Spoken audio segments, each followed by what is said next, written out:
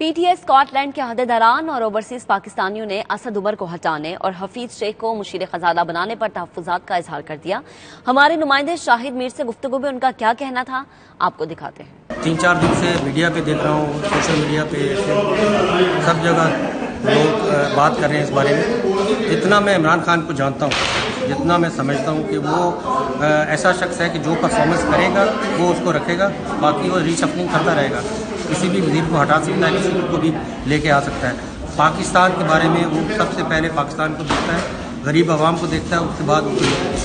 سمجھتا ہوں کہ یہ جو انہوں نے عمران خان صاحب نے اپنے ری شفل کیا کیبنٹ کو، یہ پاکستان کی ہسٹری میں پہلی مرتبہ ہوا ہے۔ آج سے پہلے کبھی کسی وزیر اعظم نے اتنا جرأت مندانہ اقدام نہیں کیا جو اپنی کیبنٹ کو ری شفل کیا ہو۔ انہوں نے کسی روایتی وزیر اعظم کا کردار ادا نہیں کیا اور انہوں نے ثابت کیا کہ وہ ایک مضبوط وزیر اعظم ہیں، اور وہ جسے چاہیں ان کی پرفارمنس کے اوپر یہ سمجھتے ہوئے کہ وہ بہتر کردار ادا کر رہے ہیں یا نہیں کر رہے، ان کو رکھا جائے یا تبدیل کیا جائے۔ تو انہوں نے ایک مرتبہ پھر ثابت کیا ہے کہ وہ پاکستان کے حقیقی لیڈر ہیں، اور وہ انہوں نے عوام کے حق میں جو بہتر سمجھا ہے وہ فیصلہ کیا ہے۔ میرا اپنا یہ خیال ہے کہ خان صاحب کا جو بھی فیصلہ ہے ہم اس کو فری طور پہ انڈورس کرتے ہیں، کیونکہ اس بات نے یہ ثابت کیا ہے کہ ہمارے جو وزیر اعظم ہیں پارٹی بیسس پہ فیصلے نہیں کرتے، ملکی مفاد میں فیصلے کرتے ہیں، کیونکہ جو بھی پرفارمنس ہے وزیروں کی چیک کی جاتی ہے۔ یہ پہلا وقت ہے کہ پارٹی نے اپنے وزیروں کو جن کا پرفارمنس اچھی نہیں ہے ان کو فارغ کیا ہے اور دوسروں کے لیا ہے، لیکن at the same time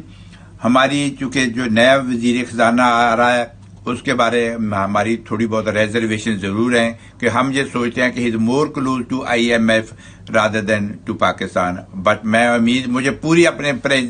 prime minister پہ پورا بھروسہ ہے کہ وہ اس بات کو چیک رکھیں گے، اور انشاءاللہ جو بھی کام ہوگا وہ پاکستان کے مفاد میں ہوگا۔ یہ اس ٹائم چونکہ ملک کی صورتحال ایسی ہے کہ ہم ایک ڈیفالٹ سے نکلے ہیں۔ اسد عمر صاحب کی جو 8 ماہ کی کاوشیں تھیں اور باقی ٹیم کی، جس میں ہمارے وزیر اطلاع بھی تھے، بہت محنت کی انہوں نے۔ اسد عمر کی پالیسیز، ان کا IMF تک کا جو معاہدہ تھا وہ بہت بہترین طریقے سے انہوں نے ثابت کر دیا، لیکن جہاں تک نچلے اداروں کی بات ہے، FBR آ گئی، اسٹیٹ بینک آ گیا، مختلف جو وزارت خزانہ کے انڈر آتے ہیں، وہاں پہ کچھ کمیاں بہت زیادہ محسوس کی گئی، جس کی بنیاد پہ خان صاحب نے سمجھا کہ آپ کو اس سے اسٹیپ ڈاؤن کرنا چاہیے یا اس میں اپنے آپ کو تبدیلی کرتے ہیں۔